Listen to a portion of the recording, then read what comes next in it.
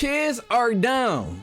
It ain't no better way to put that. Well, there is a better way to put that, but ain't nobody got no time for all that, man. The baseline of what I'm trying to say is most kids just aren't the brightest. And today I want to talk to y'all about the most dimmest of the bunch. Kids from the suburbs, right? The type of kid that has a 2-parent household, college tuition paid for, and a 16th birthday that comes with a vehicle. These type of kids, right? And I want to talk about how a lot of these kids, they aspire to be something. Well, they think they aspire to be something. And you want to know what that something is?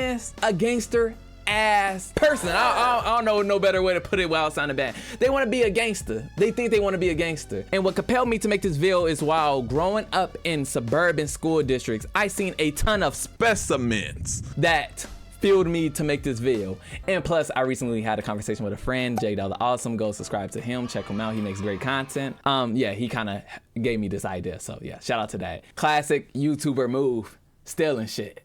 But look though, y'all, the first thing I want to get into is ghetto white girls.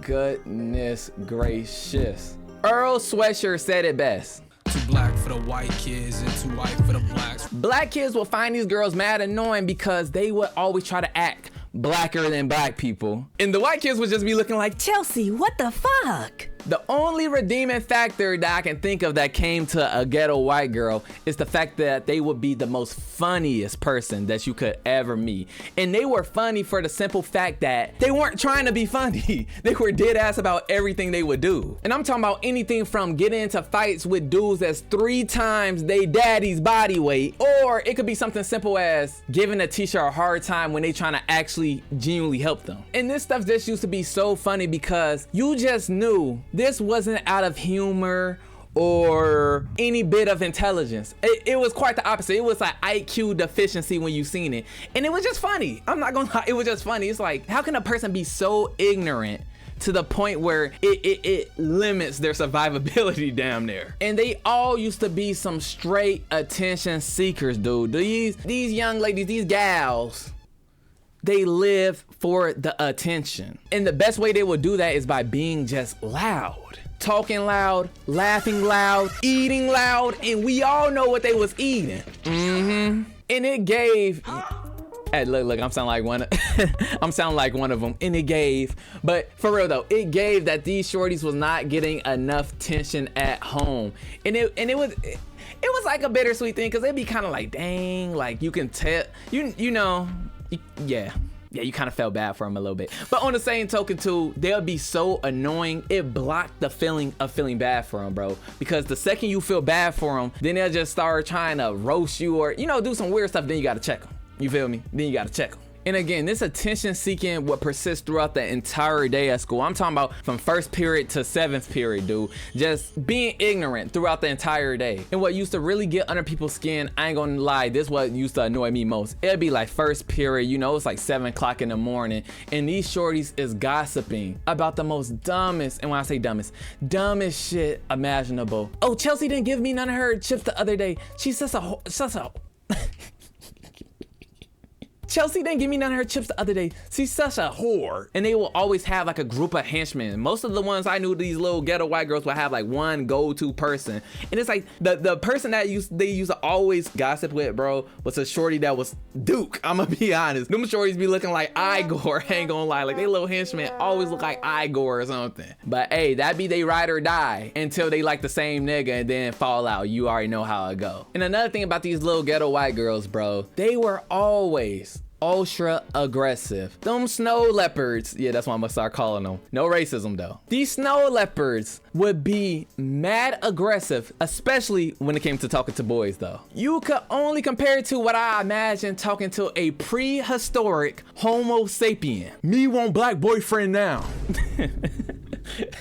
But in a way, I ain't gonna lie, you had to respect it, because we all know most girls in general, they ain't that straightforward. And them girls were straightforward. They got down to business, wasted no time. And I ain't gonna lie now, I ain't gonna lie. Sometimes when they approach you, they had you feeling like the man too. Your confidence was boosted, you felt like you was looking good for the day. Until you realize they did the same shit with every other, nigga up in your grade.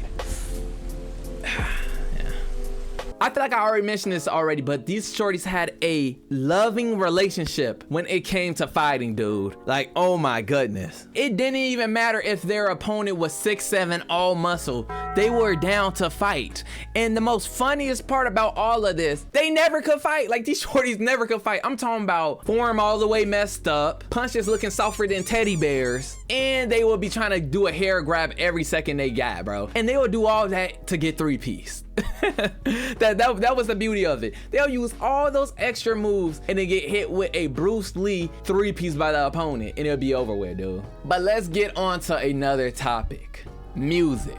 It will always be a dude named Connor or something rapping Rondo number 9 out loud. Whole time bro ain't never seen a gun in person, let alone shoot one. And look, I'm a firm believer in music is music, bro. If you want to listen to the song, I don't care if it's gangster rap or whatever, listen to it. But my only issue when it came to dudes like Connor or whatever, bro, is the fact they'll make listening to certain songs they whole personality. And what I mean by that is, let's say they'll go after school or something and spend majority of their day scouring the internet for the most grittiest music that they could find, and then play the shit 24/7. Like, I'm talking about not listening to no other genre and making it a point not to listen to no other genre. And the cherry on top to me was, let you listen to something like Joji or you know, just some different type of music around them. They would try to press you like, bro, why are you listening to that sweet shit? And it's like, nigga, you are not on the blocks that these rappers are talking about. You are not toting the sticks these rappers are toting. Like, you just not these rappers. Why is you riding the music that hard? And yeah, it's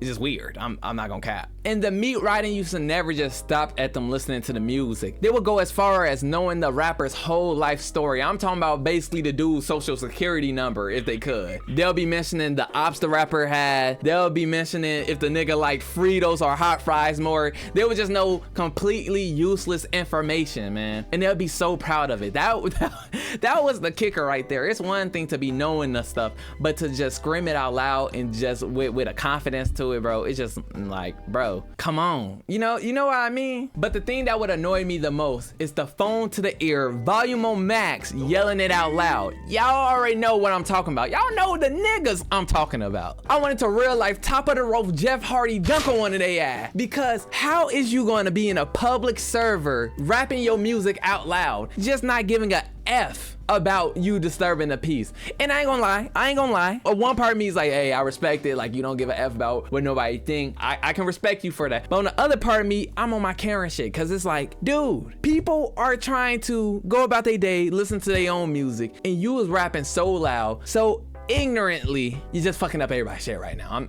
But for lack of better terms, you just kind of ruining the vibe right now for everybody. And actually, what do y'all think they gain from doing that? Money, hoes, respect? No, you don't get none of these things. Like, nobody is going to push you on a higher pedestal because you decided to rap your music out loud. I'm sorry to tell you. But on to the next, because I got a couple more list of things that I want to mention in this video. People that were gangbanging in the burbs. Now, this is one of the worst of them all, because how is you gang banging miles away from home base? Nigga, I should call HR on you. And these so-called members would try their best to be tough, dude. I'm talking about, I knew guys that would bring weapons to school, sell substances, and be stealing cars and shit, facing all that jail time for cool points from their peers. And you wanna know the most craziest part about everything I just said? It used to actually work. People used to actually be riding these niggas meat. And I ain't trying to sound like no hater or nothing. People gonna do what they gonna do. That's one thing about life. People is gonna feel the way they wanna feel, follow who they wanna follow. All I'm trying to say is, this is some dookie shit to be meat riding, if you gonna meat ride anything, in all honesty. These dudes are the most bootleg gang members, the most self-employed gang members you would ever know, and people would just be eating it up like grandma's breakfast. I'm talking about flocks of girls on these dudes Johnson, wanting to get hit, dudes giving these guys all type of respect.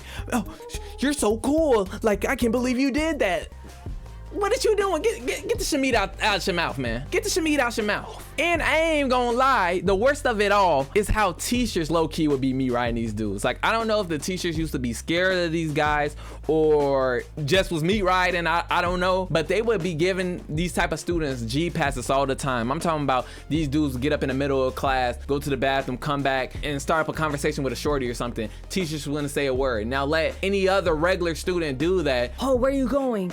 You forgot your your hall pass. It would just be annoying because it gave a level of teach. You kind of a bitch, for lack of a better term. I ain't gonna lie. Like, say something to this nigga. You say something to everybody else. Now this kid that's supposed to be a member, you're scared of. And like I said earlier, bro, a lot of these dudes were self-employed. They'll just find a gang that they used to think was cool or whatever, or hear on a song or something, and they'll just start claiming it. And the junk was just cringy, bro. It was just cringy. And that's another thing about these so-called members. They'll be super tough until a actual problem shows itself. I'm talking about, let something really bad for real happen, it'll be a night to days type of shift. I'm talking about from King Von to a Catholic priest in the way they'll switch up. And just to give you an example of what I'm talking about, I remember it was this one time, right? It was these group of dudes that used to be a member or whatever of whatever gang they was claiming. I can't even honestly remember, but they was claiming a real life gang. And like I said, these niggas was self-employed like a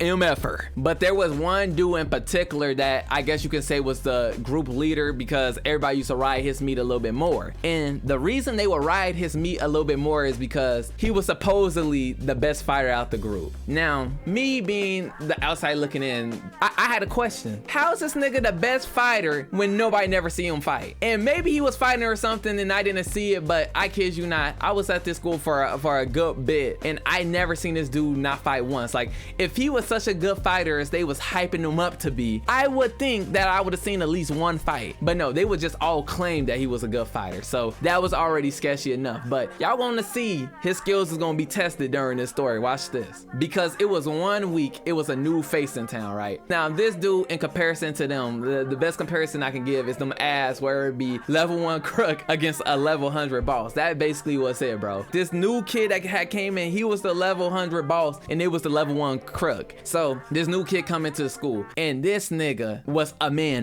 This is a person that loved to fight. And the reason I say he loved to fight, it probably was like about 5 weeks he was at the school, right? And this nigga done already won 4 fights. Out of the 4 fights he had, he won all of them. That already set the stage for how much he liked to fight and also his skills with fighting. So it gets to a point where I guess this new dude like, hey man, I done whooped about a good bit of niggas asses up in here. I want the head honcho. So I guess he get a whim of the group leader being the group leader and he like, I want to fight this dude. So long story short, he catches the group leader after school and let's just say he folded that ass, taped it nicely and shipped it back to the distribution center.